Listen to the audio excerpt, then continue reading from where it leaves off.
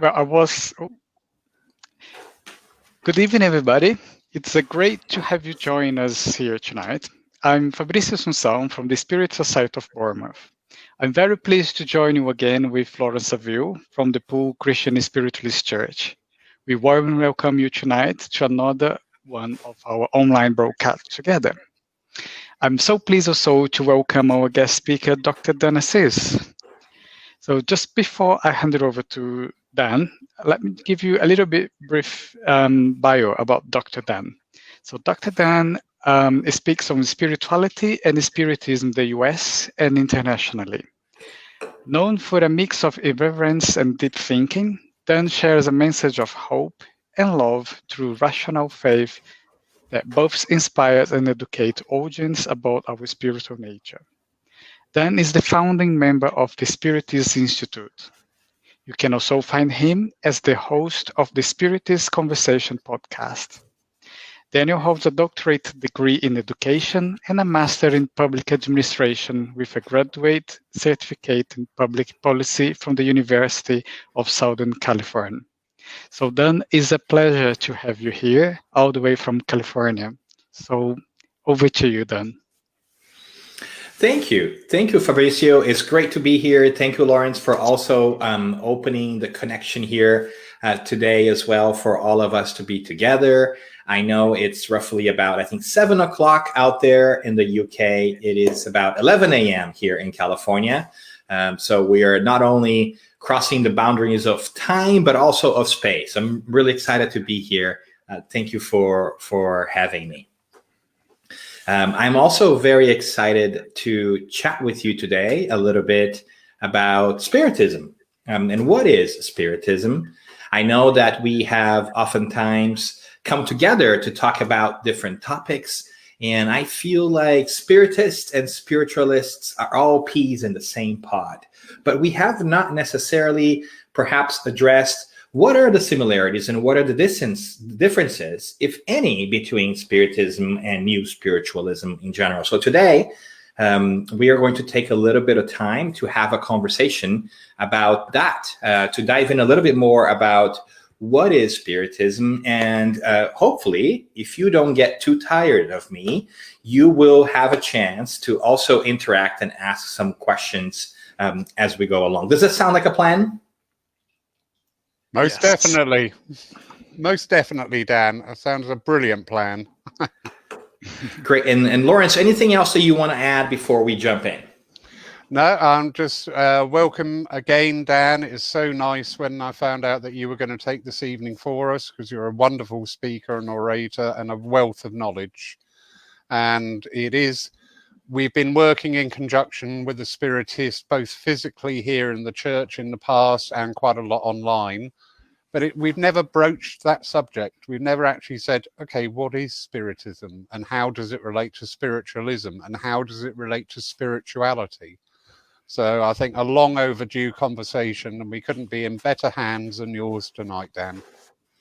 Oh, thank you. But you know that you invited me, right? Not a wonderful or charismatic speaker. So I think you might have gotten the wrong person there when you said those nice words.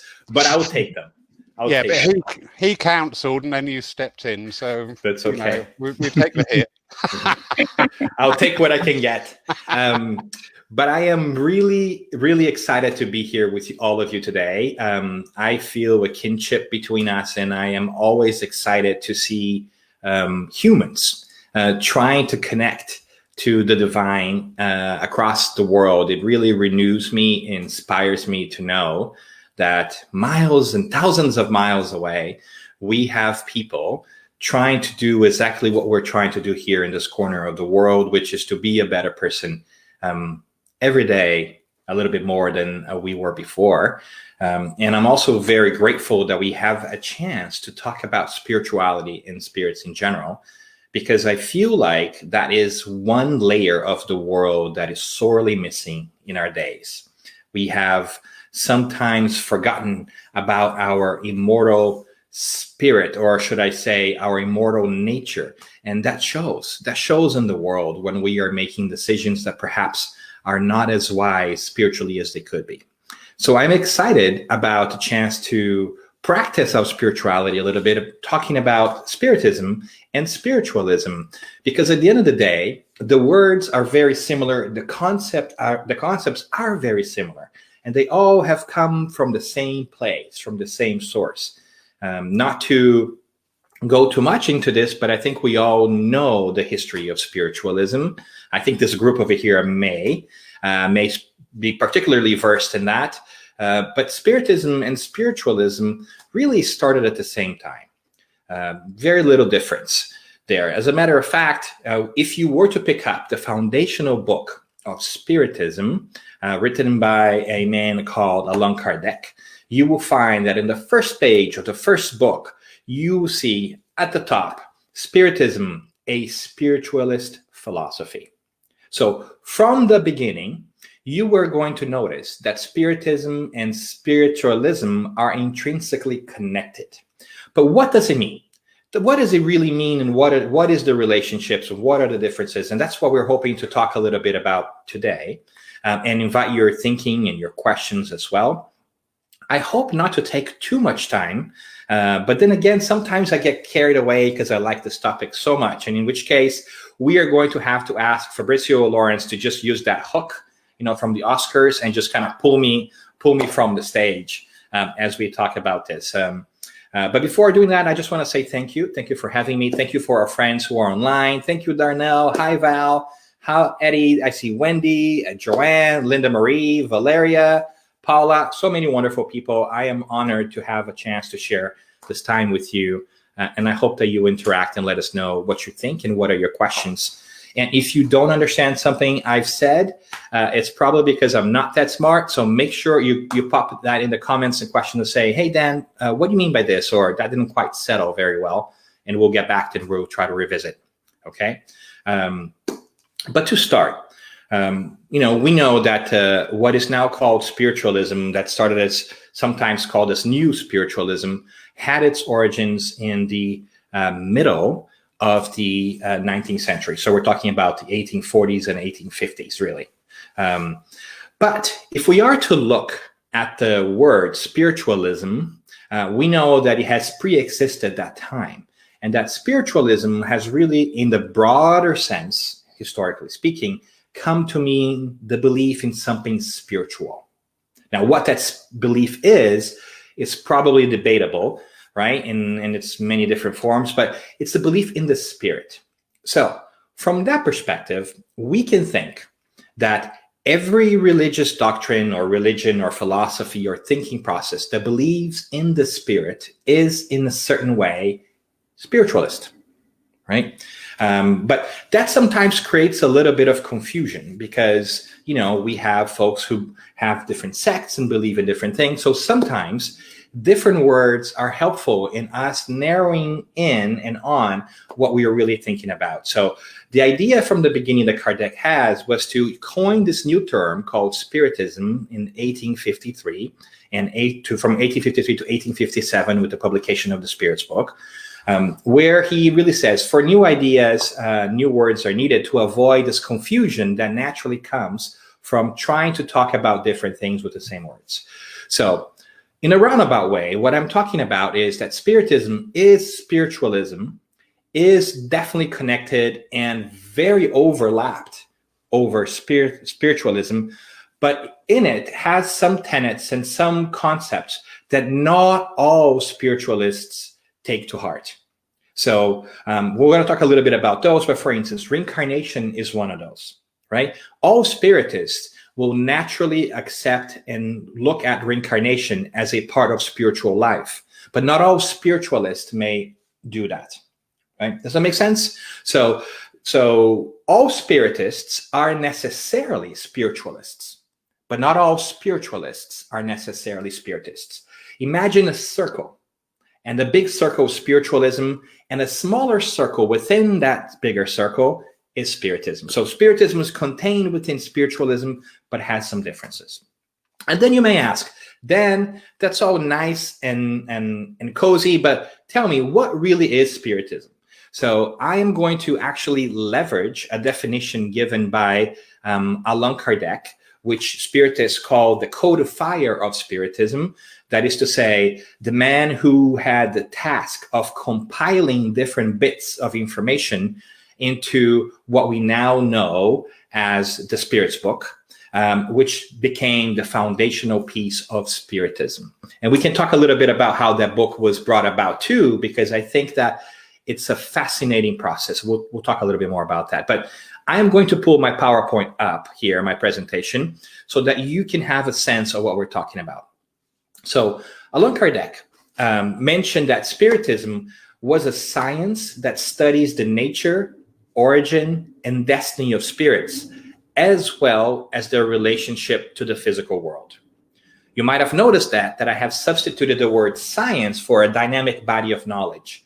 And the reason why I have done that is because oftentimes nowadays in the modern world, when people think about science, sometimes they think about test tube science. They think about calculator science. They think about, engineering and hard sciences. We have forgotten a little bit that there's also human sciences. There's also psychology. That's also a science and everything else. So to make that more abundantly clear, I have used the term a dynamic body of knowledge to imply that this is a structured way of thinking that evolves with time.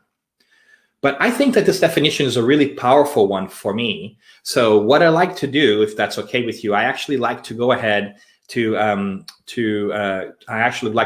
and color code some of these pieces here so that we can talk about them in chunks, right?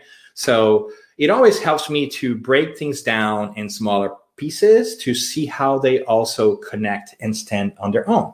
So to do that, I have color-coded a dynamic body of knowledge. I have also taken studies. I have also taken nature, origin and destiny, and spirits and relationship to the physical world, as you may see in your screen there. And I want to talk about these different pieces, and then we can kind of see how they come together. But these are the topic, the different parts that come to my mind, that spring to my attention when I first read this definition.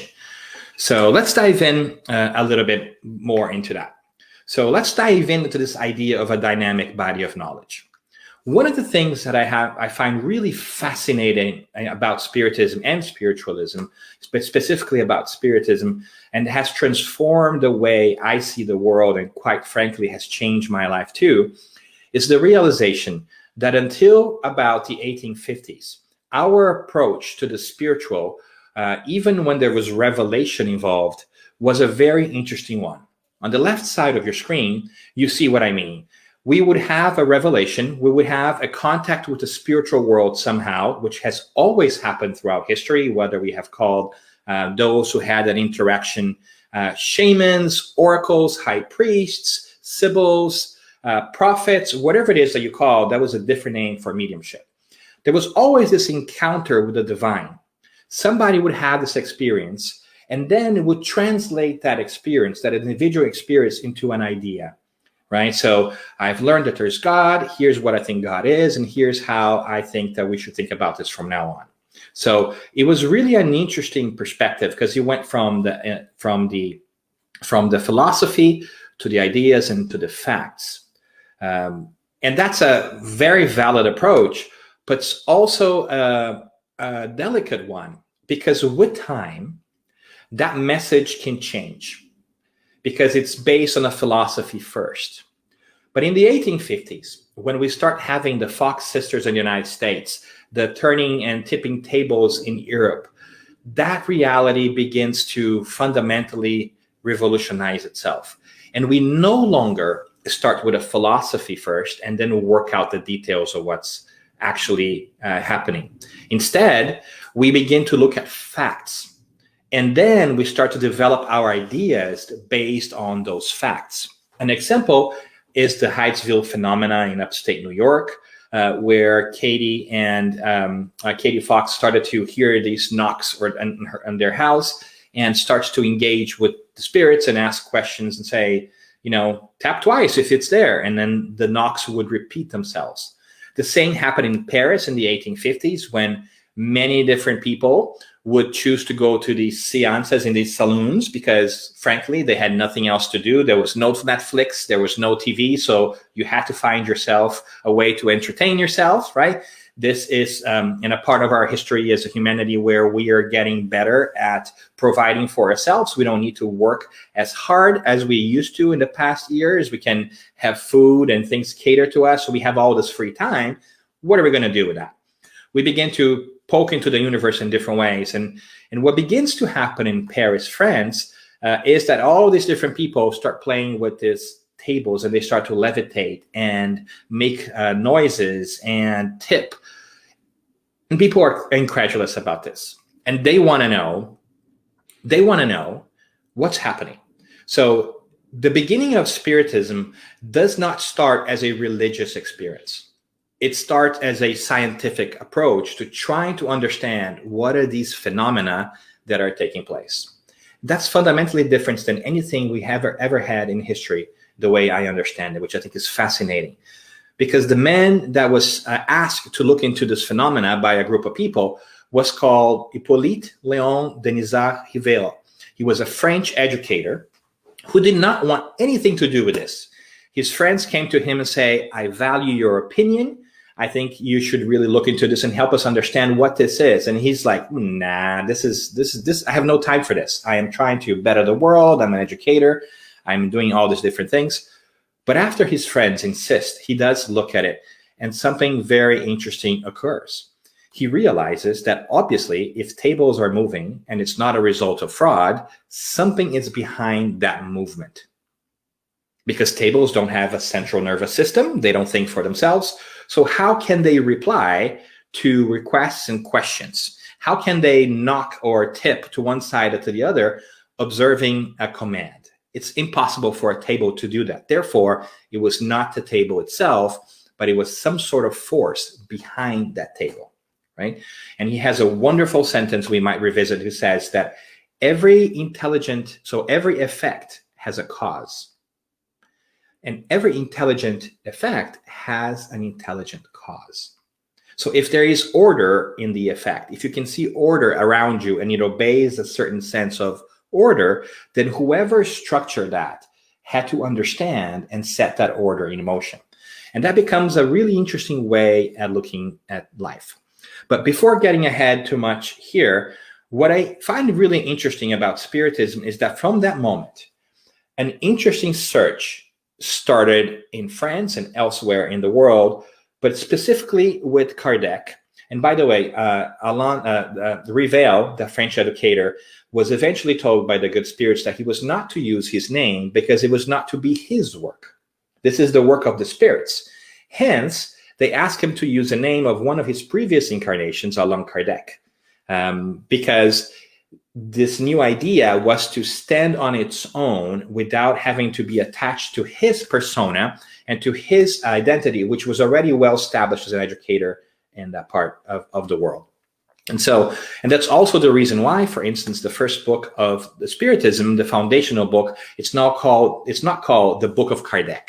It's called the Book of the Spirits, or the Spirits book, because the content therein belongs to humanity. And it is the spirits who are bringing it back to us.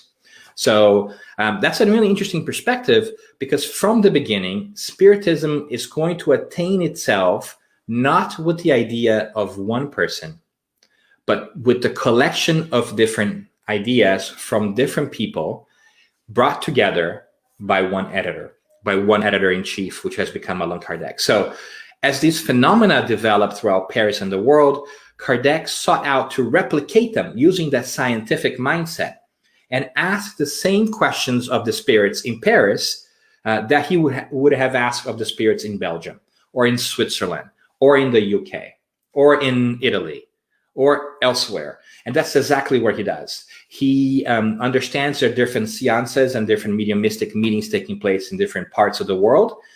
He has then people of those different places which do not know each other ask the same questions, and he brings all these answers back and cross-references all these answers to see if they make sense. And the fundamental idea here behind all of this is, if an answer that was given by a group of people in Switzerland that do not know a group of people in Belgium who have gotten a very similar answer, that is a high likelihood that that answer is actually accurate. It's a scientific process, so if you will, of collecting the information from the beyond. So, and that's why I find it fascinating, because with that, Spiritism really becomes that science, that body of knowledge that's dynamic and ever growing. So I always like to say that Spiritism has started with Allan Kardec, but it has not ended with Kardec. There is no ownership of Spiritism. There is no central aggregating body for Spiritism. It is meant to be a body of knowledge that continuously evolves. So different people throughout the times have added to the Spiritist philosophy by producing more books, sharing more spiritual research, and making that body of knowledge more robust and more diverse. And so it's a fascinating thing that has happened with Spiritism, because it has broken, or at least has attempted to break, that crystallization of religion that sometimes takes place, where a group of people say, this is what it is, and we should not ever change from this, from that initial revelation. It really becomes a matter of personal interpretation. Well, you can no longer afford that when it comes to Spiritism, because there is no ownership. There is no, here's what Spiritism concerns with self with, and everything else is off the table. Spiritism looks at everything through a spiritual perspective. So what is fascinating personally for me, if you might indulge me, is because as a little kid, I always needed to know how things work. Right? I was that annoying, pesky kid that would take a watch apart to see how it worked on inside. And if somebody ever told me it is because it is, that would never be a good enough answer for me.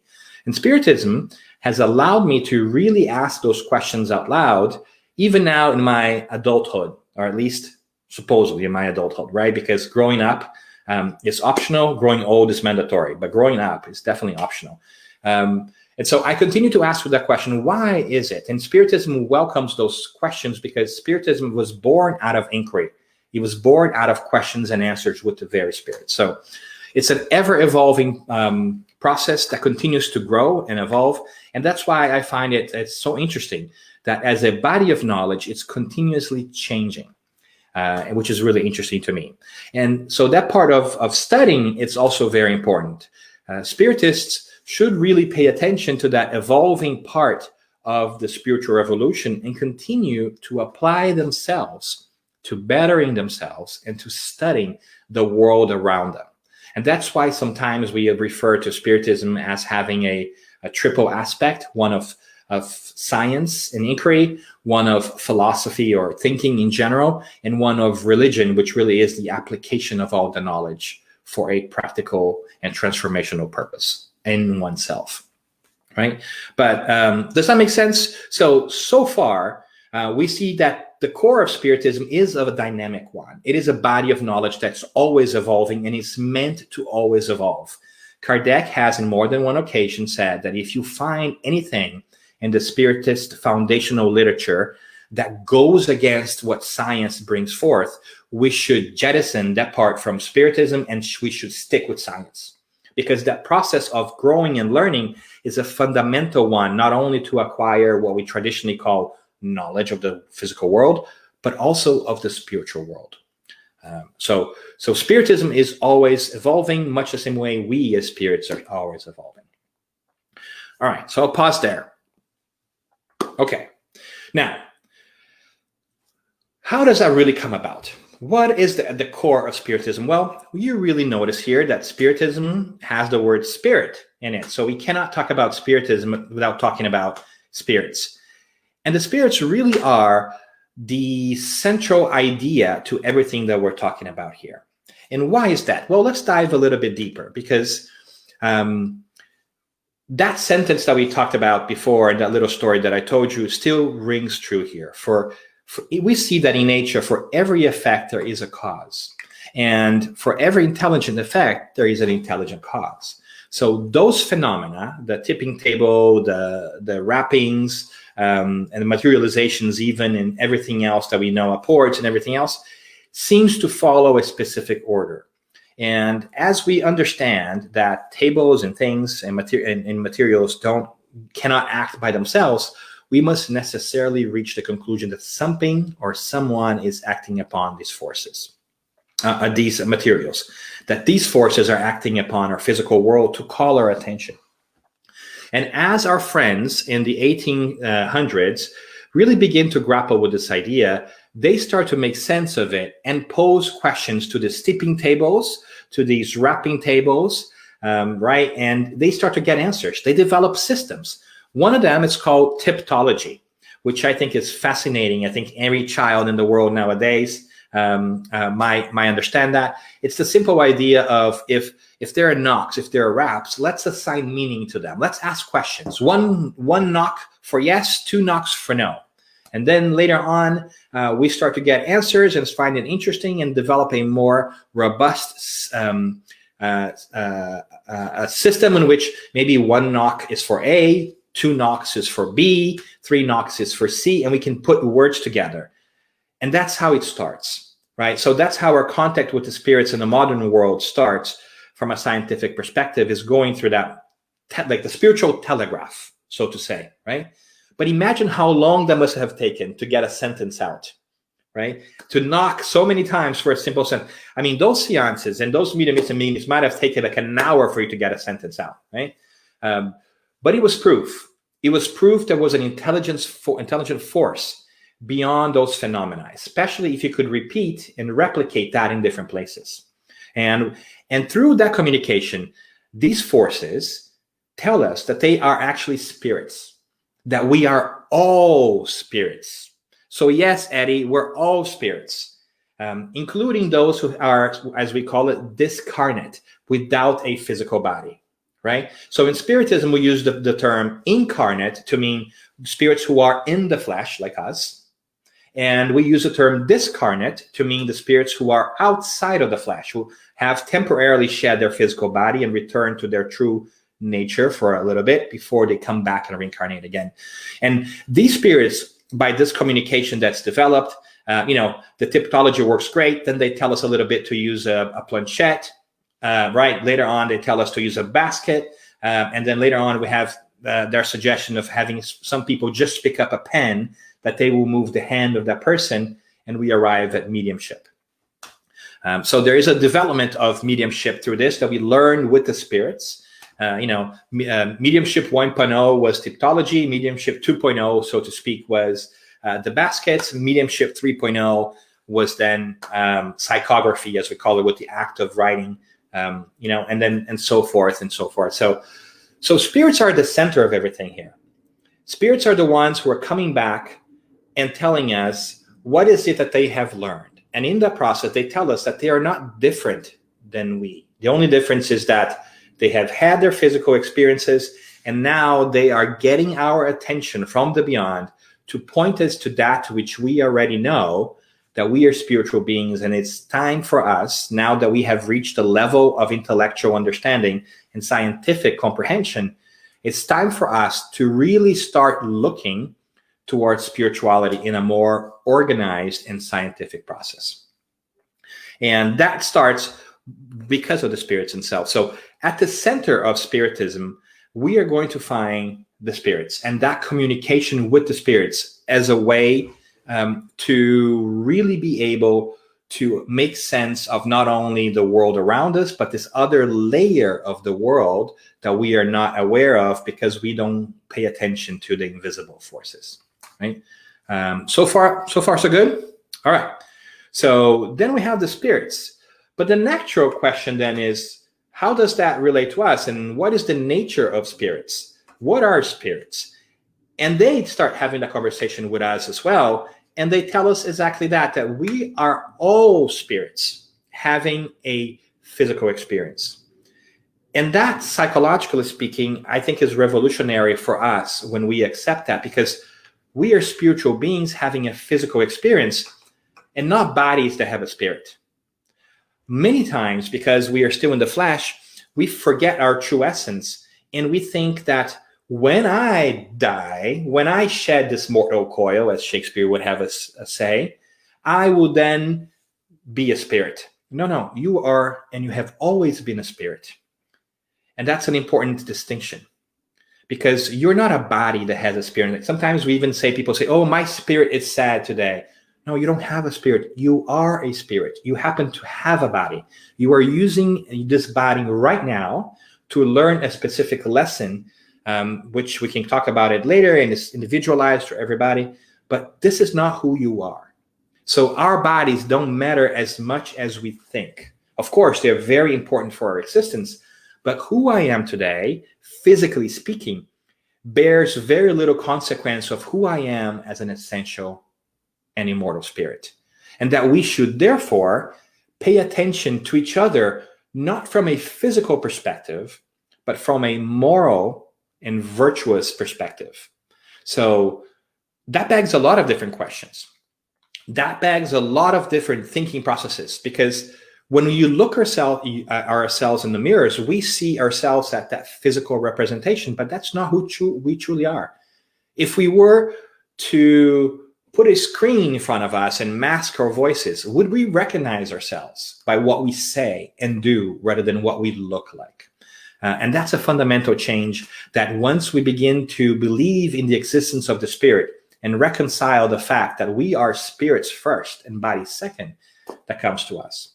It also brings a series of other considerations that we should think about. For instance, the obvious certainty that we now have that your gender, your skin color, your height, your sexual preference, none of that is of real big importance in the big scheme of things. That there should be no reason why we discriminate against each other, because today I might be a man with a little bit of some brown skin. Tomorrow I might come back in a different part of the world where genetic pool in that part of the world may have me be a woman of fair skin tone. It really does not matter the packaging in which we come.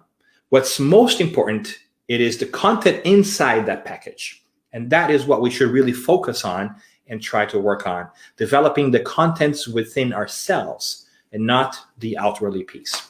So spirits are at the core of everything that we do, and realizing that we are no different than the spirits that we communicate with starts to really change our perspective, because we begin to understand that the spirits that we communicate with through mediumship are nothing more but ourselves. And when that happens, we start asking questions of, should we trust them? And how do we know how to differentiate the wisdom level between this communicating spirit or that communicating spirit? Conversations for another time, but it begs the question of, how are we judging our spiritual communication? Because much the same way here on earth, we have friends that we would listen to in many different topics. We also have friends which maybe would not be the great person for us to run to for advice for other specific situations. So the same thing is true with the spiritual realm. The more we begin to study mediumship, the more we understand that from a spiritist perspective, we are called to be very critical about the communications that we receive and the intent and content of these communications, and not in the name of the person who gives them to us, if that makes sense. So oftentimes we might get messages that are written by what is considered to be a very highly elevated spirit, but when you read the content, it does not match the name beneath it. So we are called to go into critical thinking mode and really try to make sense of the world. So basically, we've been trying to fight spiritual fake news since the 1850s. Really beginning to understand how is it that we can make a sense of the world, because that is something that we're called to do here in the physical world and also in the spiritual world. But I babble too much, and before I go off on many different tangents, let's move on as well to our origin. Because if through the contact with the spirits, we have learned that we ourselves are spirits, and there are no different classes of creation. There are no spirits who are different than others. They are perhaps just wiser, but God has not created us differently. Then we also are interested in what is our origin? Where do we come from? And I think I just gave the secret there. The spirits who are more elevated than us, who are wiser than us, through these communications tell us indeed that there is a God, that there is indeed this unifying central force in the universe. And I think I've told you before that sometimes I sometimes mention that God could also be understood as the guiding, organizing, and designing principle of the world, of the universe, I should say, actually, especially if you have trouble with the word God, because I think that over time, our cultures have sometimes made the word God a loaded word because of our experiences with organized religion, with other people's interpretations of what this unifying force is. But we ought to arrive at our own understanding of what this central force is, whether you call it God, the Tao, nature, the One, whatever works for you. But the spirits tell us that there is indeed this unifying and creative force that has created everything in the universe, that watches over us, that is extremely benevolent and kind, which brings order, right, to everything around us. So it's a fascinating perspective because it comes to reassure us through empirical contact that that which we held true but was not certain of is indeed a fact, right? So God becomes a central part of Spiritism as well, because then we have this idea that there is indeed order to the universe, that we have come from God. Even though we as spirits don't understand exactly where we have come from, because it's hard for us to understand the mind of God, because we're not there just yet, we know that we have this divine origin. But we also have this destiny. We also want to know, all right, so if I'm a spirit and I know where I'm coming from, then what's going to happen to me? Where am I going? Where is my destiny? And the spirits also talk to us about it, and they tell us that we are fated to evolve as immortal spirits. That we are, if there's one thing we cannot control, that God has not given us a choice over, is the fact that we must constantly evolve. Every day we learn and we grow in understanding. And we learn that as well, that this growth comes from a spiritist perspective through reincarnation, through this idea that we can come and work on different things on ourselves as many times as it takes for us to get it and to move forward. Because there is, as we talked about, a law of cause and consequence. The choices that we make today impact our days tomorrow. If those are great choices, wonderful.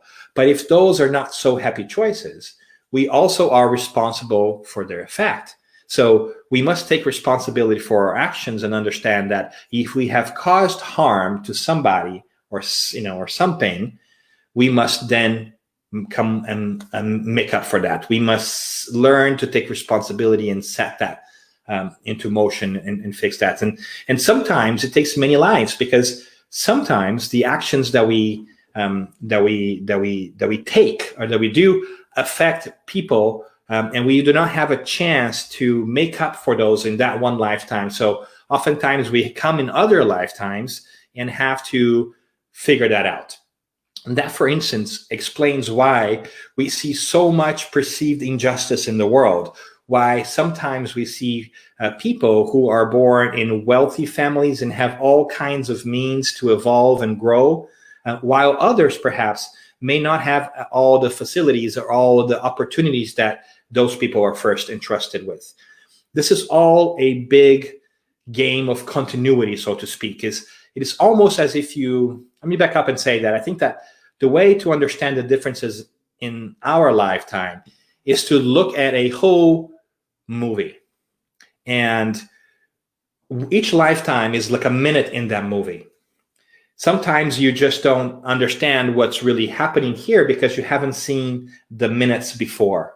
But you would understand that, the consequences of who you are and what you're doing today are closely related with the actions that you have taken in the past, even though you may not remember those actions now, because it's good for you not to, so that you have a chance to start again and not be bogged down by your actions in the past. Sometimes we might have done things that are not so great to those around us in the past, and remembering those things might not help us move forward.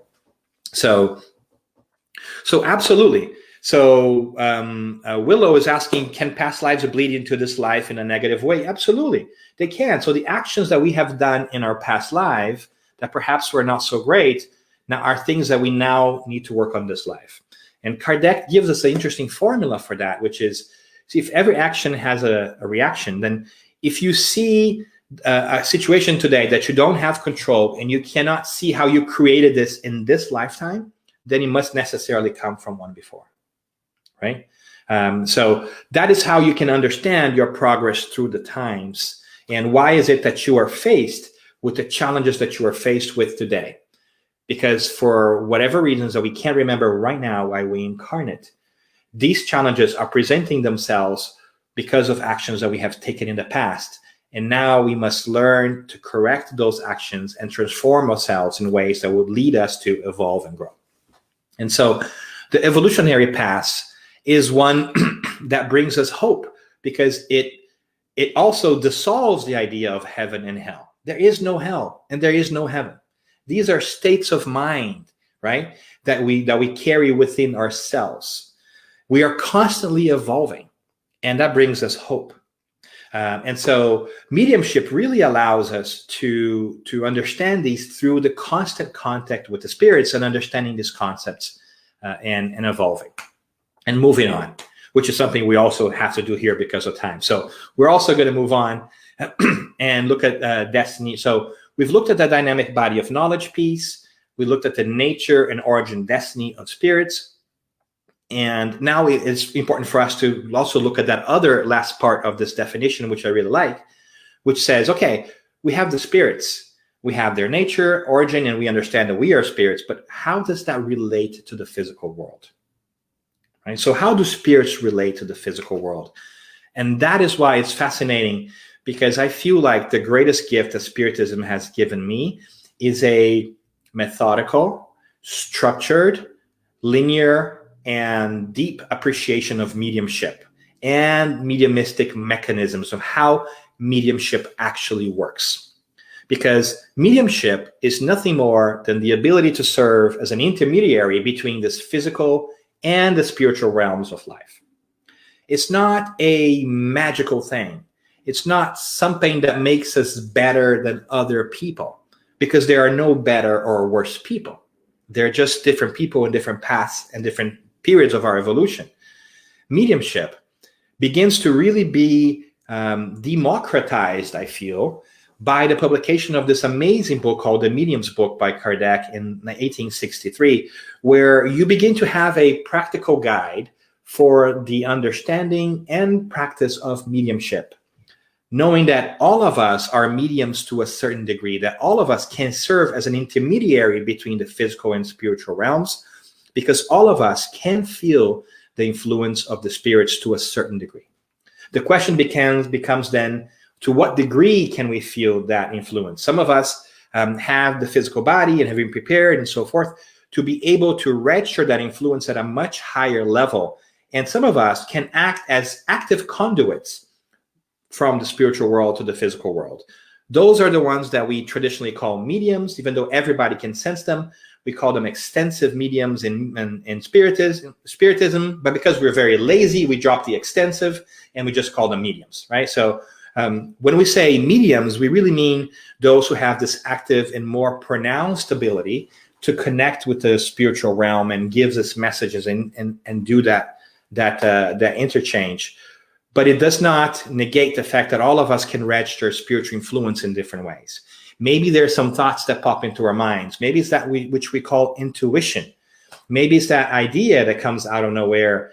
Even when we are not aware, we are told by our good spirits that they influence our lives more than we can possibly imagine. That we sort of have a spiritual entourage, so to say, on the other side of spirits that help us and guide us even when we are not aware. And hence the importance of associating and maintaining good thoughts and having a good, virtuous life, or at least trying to develop virtues, so that you may surround yourself with spirits who understand your plight and help you to proceed. Because there is such a thing as the law of attraction, that like attracts like. So we do always try to develop ourselves to also be able to connect to the good spirits and receive the positive influences to make our way forward. So mediumship is necessarily at the core of Spiritism. There can be no Spiritism without mediumship. And it has started, in fact, with the idea of mediumship, with the very contact with the spirits. It is a body of knowledge that it was not derived out of somebody's mind or somebody's idea. It's not the ownership of a person or an organization. It is an ownership that is spread throughout humanity, and whoever wants to study it owns it, so to speak. And mediumship is at the core of it, because without understanding this relationship between the spiritual realm and the physical realm, the world begins to be still very fuzzy. We are not able to understand everything that's going on. But when we do open that perception, when we do understand that we are just temporarily here in this physical plane to learn a lesson, much the same way we go to work every day, or at least we used to go to work before COVID, right, in a physical location that is different. Then we come back home at night, reflect about our day, and do it again. That is one incarnation. It's but a day in our spiritual lives. One time, one period of time in which we are learning different things, much the same way that we go to work and do different tasks. So when we begin to understand that, it really changed our perception through the world, because it reminds us of our immortality and how we have lived for thousands of years, if we don't know how many, and how we will do so for many more. And it brings wonderful, at least for me, wonderful perspectives and wonderful feelings, because I know that what I am will never cease to be. That what I am will never perish, because nothing ever perishes. Everything continues. Who I am today will only be augmented and improved through my own efforts, through my own trials and tribulations as I progress. And that the affections and the friendships and the relationships that I have developed in this lifetime will also carry with me into other and future lifetimes. Much the same way that those that I have already developed in past lifetimes follow me in this lifetime as well. That is why sometimes we feel close connection to people we may have never met. We have developed that affinity sometimes that comes from previous lives. So it's a fascinating concept, but this idea of constantly studying our spiritual nature is one that is central to Spiritism, because Spiritism was born out of inquiry. Spiritism's DNA is one of questions and answers, is one of constant evolution and constant seeking to improve oneself as we understand that we're immortal spirits. Because if we are immortal spirits, and we are, then our decision-making probably changes. We stop trying to make decisions that only benefit us here in the short term in this physical life, because we understand that stepping on other people to gain what we want right now, it's not the smartest play in the long run of things. Because if I hurt you today, I will have to make up for that later. So rather than trying to get everything I can today and now, I begin to really think about how to be a better person and to evolve, so that I don't develop those things that I have to eventually deal with the passing of time. So Spiritism is a fascinating piece, and I think that same methodology also applies to myself or to anybody else, that we too are dynamic, that we too are changing, that we too should always go back to this idea that our nature is spiritual, that we have come from God, even though we don't completely understand God just yet, and that we are going to be what we sometimes call perfect spirits, or spirits who are as close to the idea of God as possible with the passing of time. And that the way that we do that is interacting with the physical world and learning and keeping this bridge open between that which is spiritual and that which is physical, because both are important. But if we had to choose, we should choose the spiritual over the physical at any point in time. So it brings me a message of hope. It brings me also the opportunity to constantly progress and constantly learn more about the world around me. And as I learn about the world around me, I am reassured of our continuous existence and the bonds that binds all of us together, regardless of where we were born, whether we are in the UK, whether we are in Poole, or whether we are here in San Diego. We truly are brothers and sisters from a spiritual perspective, because we all came from the same place and we're all fated to happiness.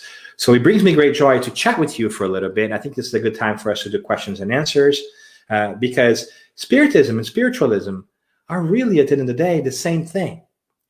They are just with slightly different perspectives on some topics. And so this exercise that we do here today to come together and talk about how we do things and learn from each other, it's a beautiful thing that leads us forward and reminds us that, we all work for the same boss. We're just different departments. We really are just different departments. And so having this collaboration, this interchange, I think it's the way to go for making a better world. So thank you for listening to me today. And I make myself available for any questions if you may have them. Absolutely wonderful, Dan. A lot of commendations coming in on the comments there. Thoroughly wrapped, and so much you say resonated with me. My very limited understanding of Spiritism, only through the works with the lovely Fabrizio and your fellow Spiritists over here, is my comparison was the Spiritists tend to be more mind-led, more focused, more scientific in some of their approaches. I always remember Florencio Anton presented a lecture comparing brain patterns when he was working in trance and what evolved from there. Europeans, we tend to be more heart focused, so we react to our religion or our understanding or our philosophy more on an emotional level. And sometimes, I just feel sometimes for spiritualism, we tend to lose the thinking, we tend to lose the meaning of life beyond life beyond life. People go out and go, oh, that was a lovely message, right, what's for tea? And I'm not saying that about everybody by all means, but we were missing the depth here with spiritualism. I know for myself, pre-COVID, I was actually getting very tired of seeing advertising in various scenarios of a night of mediumship, a night of mediumship, a night of mediumship, a night of mediumship. And it's like, why? We've got so much to give, so much to understand. I think it's a fascinating perspective, Lawrence. I think I really love hearing that, because I hadn't thought about it that way, and I love it. But I wholeheartedly agree with you, especially with the mediumship piece. I mean, of course, mediumship is amazing because it has really transcended our expectations of what the world should look like. But it also, I feel like it gets to that point where you can have those validating moments where you really have those messages come across and you connect people and help them really bring into their hearts that life after life is a reality, that those we love do not die, right? And they do not stop loving us as we do not stop loving them. And that's an amazing piece and reassuring. But the question then, I think that we're asked of ourselves is, after that, then what? Right? Because if we're using mediumship only to validate that our loved ones still persist and have not perished, which is very valid, let me make sure that's abundantly clear. We have not utilized mediumship to its fullest. Because if we get that feeling, but we go back to our lives and continue to lead our lives in the same ways we did before, we are missing an opportunity to understand our true selves as evolving spirits, right? Because we can also sometimes, and we all seen this, go into not so healthy uses of mediumship, where we sometimes develop this dangerous relationship with mediumship, in which that we think that we need to check with the spirits about everything before we do them, right? Which is not a healthy way of doing, because this is your lives, this is our lives. We should make those decisions. It is not for the spirits to make decisions for us. We are the ones who are in charge. But I really like that perspective, because if we are able to tap into this side of mediumship that allow us, yes, to get validation that the loved ones and that we ourselves are never going to perish, that's wonderful. But if we can stretch it farther to understand that we are works in progress that need to really think differently about how we carry our lives, I think that we got more play out of this. And I think that once we do that, our understanding of how we should relate to each other while we are here changes, right? So why should I wait to tell Fabrizio, I love you. I love being with you. I love talking to you. Why should I wait until you discarnate, when you quote quote die to the, why should I not value these relationships today? Why should I also look around and say, you know what? I don't know you, but you are an immortal spirit. Maybe I should help you if you need, right? So I think that it really straightens the bonds of fraternity between people, and really tells us that we are just temporarily in different packages, right? We're just in different milk cartons, so to speak, right? We're all in the same fridge, and that we just need to make sure that we take care of each other now, because today I am in this circumstance. Tomorrow I might be in a different circumstance. So if we help each other today, if we are able to fully internalize that, I think that we take mediumship to a step further. And I think I have a feeling that that's what we really are meant to do, to really transform ourselves in service to others. Definitely, indeed. There's a term, everyday mediumship, used by Simon James the other week, and I fully agree with that. You know, we do see it within spiritualism over here in the UK and some of Europe, that there seems to be this drive that everybody who walks through the door of a spiritualist church either wants to be a medium or is going to be made a medium by the committee or the governing body of that church or centre. And it's like, you know, evidential mediumship is one facet of mediumship. Mm-hmm. Being in tune, being there, being in the moment, recognizing assistance needed, creating whatever it is within your power to create. That's mediumship. That is true mediumship. Yeah. Because by our actions, if we are able to, by example, become better people, right? And by example, influence others, we are helping spirituality be present in this world. Right, so we are being intermediaries of a better reality, and making it. I am often reminded of the Lord's Prayer, right? Thy will be done, and so forth, like as in earth, as in heaven, right? So our role is to bring that spirituality down, is to transform the way we act upon the world, and make it better for everybody. And that does not require the conscious connection with spiritual.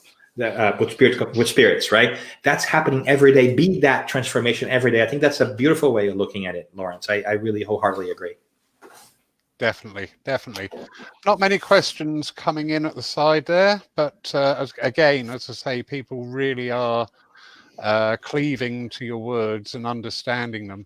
It's been so fascinating all through the restrictions here in the UK. My work online, the spectrum was suddenly thrown open, and I've had so many speakers from so many different perspectives all saying the same thing. Isn't that beautiful? Yes. Yeah. Kardec called that, to use a term, like one term, the universal control of the spirits, right? So when a truth pops up in many different places by people who are unknown to each other, there's a great likelihood that we are not being fooled. Right. And I love that, because mediumship has allowed us, in a way, there is a mediumistic act happening right now. I am beaming into the virtual world, and so are you, right? This platform is being the intermediary between us, and we are being able to have these conversations that, like you said, we would not have before, because we're not physically present. So I think Spirit is awakening us to the fact that there's a lot to be learned in many different ways.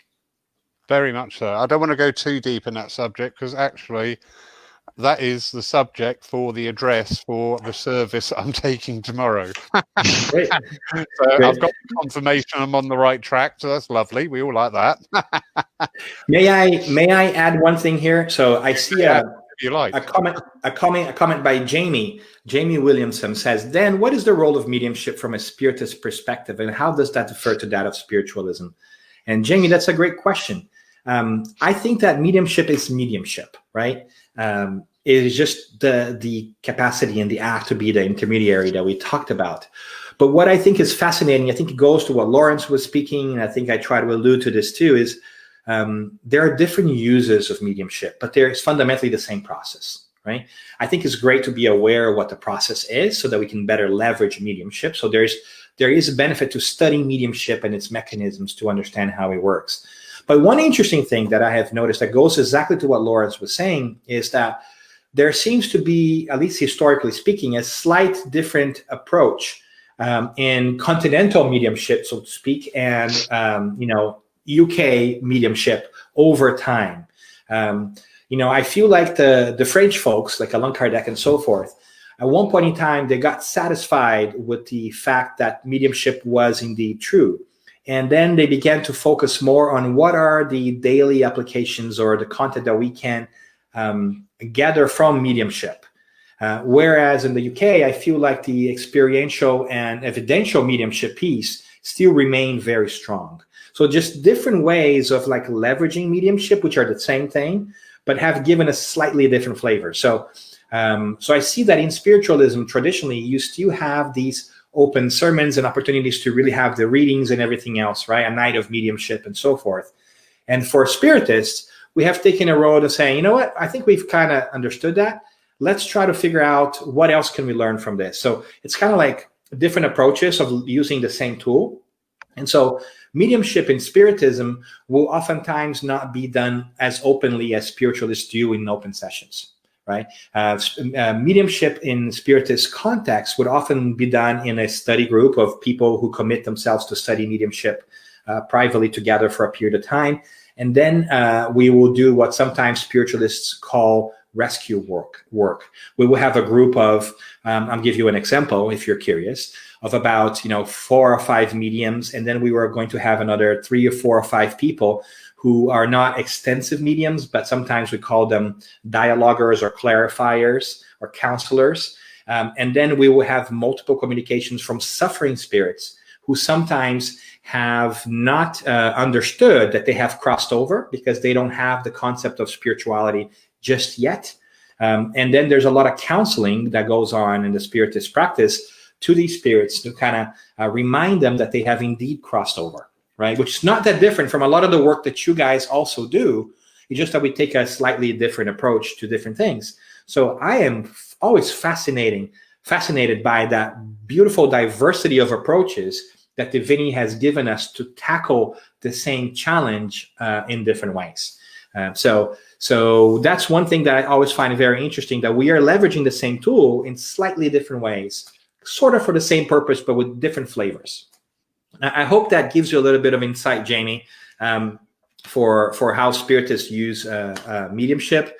A lot of our focus on mediumship has also been through what we call psychography, that you sometimes call channeling, right? Or writing. We use the term psychography because we like to qualify mediumship in different ways, because every mediumship is different. Everybody has different types of mediumship. And the psychography is the one which you can, through the intuition or direct approach, you can actually write, right? So automatic writing is a term that you guys use, and so forth and so forth. So for us, it is a tool for growth and developing philosophy, but also service to others, right? It's very important to us that we leverage everything that we do to service to others, whether it is to help those who have discarnated and who are not aware of that, or sometimes it's also to help those who, and this might not be a surprise to you at all, but sometimes it's also to help those who are suffering from severe spiritual influence while still here in the physical world. Sometimes I think you in spiritualism, you might use the word attachments. In spiritism, we use the term obsession. When a spirit perhaps is hurt by an action that somebody has done to them, and after they pass, they continue to spiritually obsess the incarnate, trying to obtain revenge. So there's a lot of counseling there. It's like almost like a family counseling that goes on spiritually, that we try to do to show that this incarnate spirit that try to negatively influence an incarnate, it's not to their own advantage, because we need to cut that cycle, because now I might be incarnate and you might be discarnate. Tomorrow you might be incarnate and I might be discarnate. And so if an eye for an eye is really the way we're going to go about doing things in relationships, we're never going to get better, right? So there's a different kinds of approaches that we take. But I think that mediumistically speaking, the process is the same. I think that we just really like to dive into how the mechanism works to understand that. So I don't know if that's too much or too little, but I hope it gives you a little bit of insight, Jamie, into how we look into this. That was absolutely, so many people have loved that, and that you've awoken something that I knew but I hadn't actually brought to my mind. You, we are spirit, obviously. We are spirit, as you say, incarnate and discarnate. With the spiritists and the way you were just talking, and with that passion as well, the equal attention between the two different states is very apparent. From the spiritualist, and probably from the UK point of view of spiritualism, and please, people, I'm not trying to offend you, but you know me and it just comes naturally. We tend to think, right, what's spirit going to do for me? What are they going to do for me? How are they going to help me? How are they going to improve my philosophy? How are they going to improve my mediumship? And it's a very one-way street at times, and I've been saying for a long time, spirit is intelligence. It's not a balloon that we hold at the end of our arm. They are intelligent. They are us. They've got the same stuff as we go through. And Absolutely. we have a duty to each side of life to work together and to grow and to help. That's lovely. That is wonderful. Yes. Sorry. Yes. Waggling.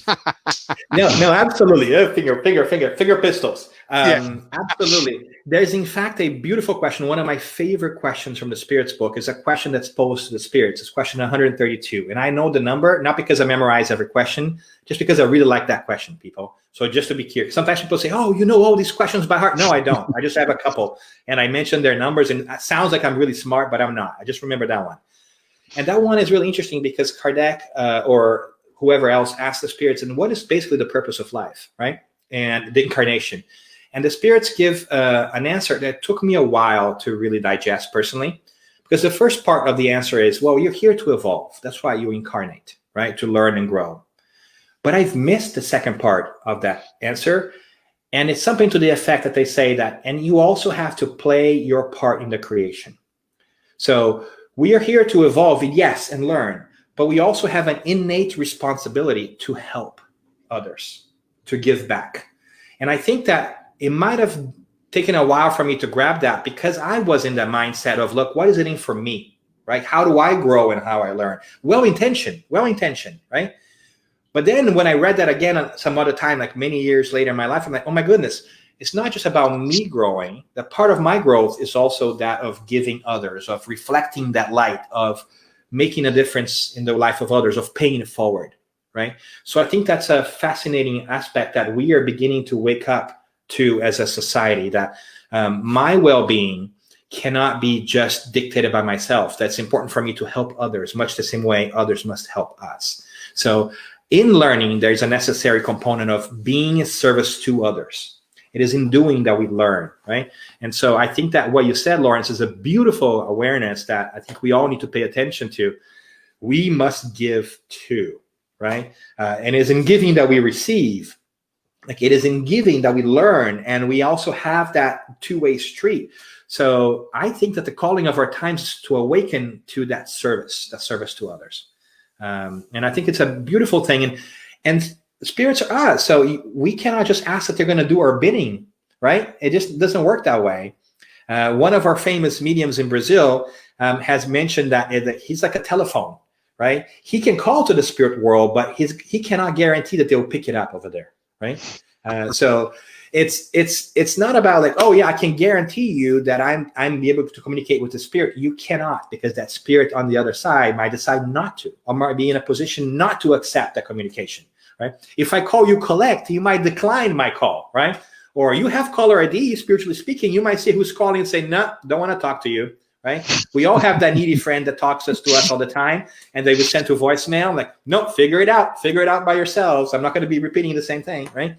So it really transcends our identity of what mediumship is. It's not a special gift that makes us better.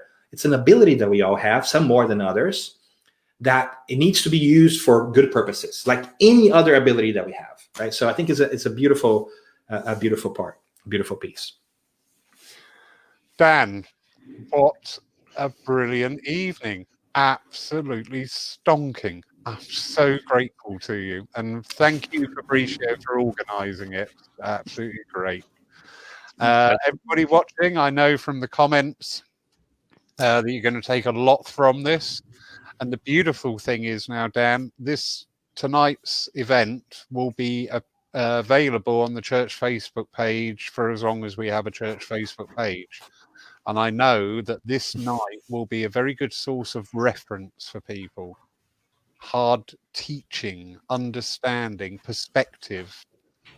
That's really good. That is so cool. That's lovely. Oh, nothing would please me more than to be of service, right? To be helpful, and I thank you for opening the space and for maintaining this dialogue. I think that the things that you and Fabrizio are doing of really bringing divinity into practice by reaching across and seeing, hey, we have different names, but we're not that all different. I think that's really the divine thing that's happening here, that's really to be commended. And all of you guys are listening as well. It's time for us to open ourselves up and connect with those who are near us. So if we can be of assistance in any different way, let us know. I mean, obviously, I love talking about this. It has transformed my life. It really has. Like, I'm beginning to see the world anew when I consider the spiritual side of things. So thank you. Thank you for the invitation. No, absolutely wonderful. And thank you again, also, especially taking time out in the middle of a house move to do this evening. That is so appreciated. So, Lawrence, I think what we need to do is to convince Dan to move over to Pooh rather than move 2 blocks away from his current home. Maybe we need to convince him to move to Pooh and bring him closer to us. I think Dan is exactly where he needs to be. I think all these spirit centers, we've all been put in the right place at the right time for the right. Indeed. So don't mess with that plan, Fabrizio. Somebody will get I've had a bolt of light. Dan, Fabrizio, gentlemen, I can't thank you enough. Beautiful evening. Everybody watching, thank you so much for your attention. I hope you've got as much out of that as I have, because that was absolutely wonderful. Thank you. And we wish you good night, or good afternoon, or good morning, Dan. San Diego. I've always wanted to go to San Diego. I want to go to the zoo. There you go. Come visit. I have a yearly membership. This is where I go when I don't know what to do with my kids. Come visit. I'm going to take you up on that. Gentlemen, I wish you a very good day, good evening, and good night. Thank you. Thank you. Good night.